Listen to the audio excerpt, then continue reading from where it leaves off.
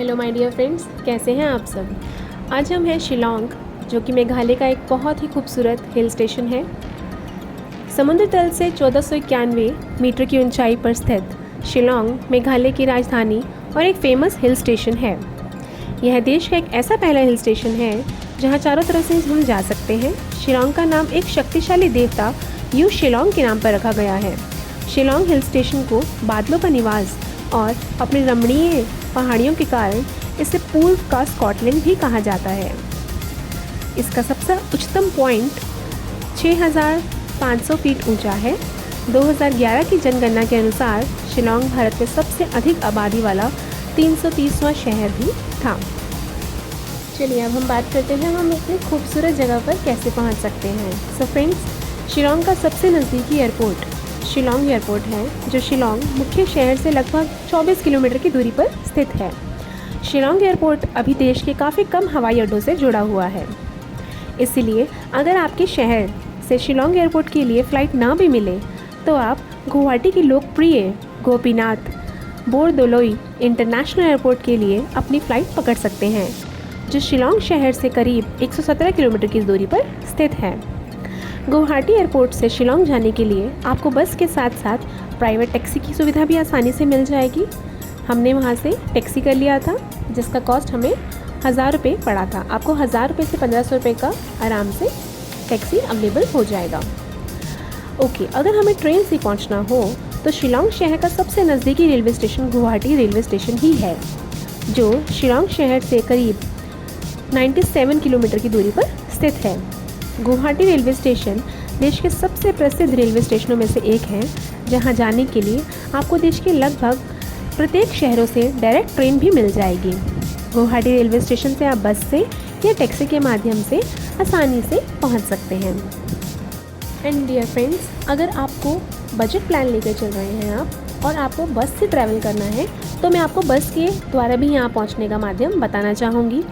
अगर आप बस से शिलोंग जाने का प्लान बना रहे हैं तो आपको बता दें कि शिलोंग जाने के लिए आपको दिल्ली और इसके आसपास के शहरों से शिलोंग जाने के लिए बस नहीं मिलेगी। अगर आप दिल्ली या इसके आसपास के शहरों से शिलोंग जाने का प्लान कर रहे हैं तो सबसे पहले आपको ट्रेन के द्वारा ही अपने शहर से सिलीगुड़ी जाना पड़ेगा, क्योंकि सिलीगुड़ी से शिलोंग के बीच कई सारी बसेस चलती हैं।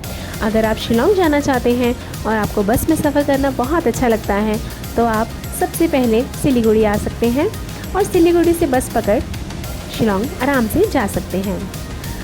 अगर आप मेघालय राज्य से ही जुड़े हुए हैं तो आपको आपके राज्य के लगभग सभी प्रसिद्ध शहरों से शिलोंग जाने के लिए मेघालय राज्य सरकार की बस साथ साथ प्राइवेट बस भी आसानी से मिल जाएगी। अगर आप मेघालय के आसपास के सभी राज्यों से जुड़े हैं तो आप इजीली वहां पहुंच सकते हैं। और अगर आपके शहर से शिलोंग के लिए बस ना भी मिले तो आप ट्रेन पकड़कर गुवाहाटी जा सकते हैं और गुवाहाटी से बस या प्राइवेट टैक्सी के माध्यम से शिलोंग जा सकते हैं। फ्रेंड्स, अगर आप अपनी ओन कार से जाना चाहते हैं तो आप प्राइवेट टैक्सी भी कर सकते हैं या आप अपनी गाड़ी से भी आ सकते हैं, क्योंकि यहाँ की सड़कें, यहाँ का सड़क मार्ग आपको बहुत ही अच्छा मिलेगा, क्योंकि इन सड़क मार्ग की स्थिति बहुत अच्छी है। अब रही बात खाने पीने और पेट्रोल पंप वगैरह की, तो अपने इस सफ़र में खाने पीने, रहने और पेट्रोल वगैरह से संबंधित कोई परेशानी नहीं होगी। ये सभी चीज़ें आपको रोड साइड से आसानी से देखने को मिल जाएंगी। इसलिए अगर आप अपनी खुद की बाइक, कार या किसी प्राइवेट टैक्सी से शिलोंग प्लानिंग कर रहे हैं तो आप बेझिझक इस सड़क मार्ग द्वारा शिलोंग भी जा सकते हैं। और साथ ही मैं आपको बताना चाहूँगी यहाँ पे घूमने की अच्छी अच्छी पर्यटन स्थल, जैसे आप यहाँ पे शिलोंग पीक में आ सकते हैं, जो लगभग 6,444 मीटर की ऊंचाई पर स्थित है। इसी तरह आप शिलोंग में मस्ती करने के लिए हाथी चरने में भी जा सकते हैं। साथ ही आपको मैं बताना चाहूँगा, आपके पास अगर 3 दिन है तो पहले दिन आप शिलोंग पहुँचें और अपने होटल में ठहरने के लिए पसंद करें। फर्स्ट दिन की शुरुआत ब्रेड के कैफ़े और डायलन के कैफ़े में नाश्ता कर लें।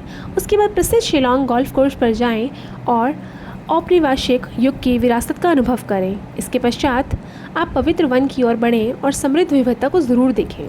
कैफ़े शिलोंग में हार्दिक डिनर के साथ आपका दिन पूरा हो जाएगा। दूसरे दिन आप शिलोंग पीक की ओर बढ़ें।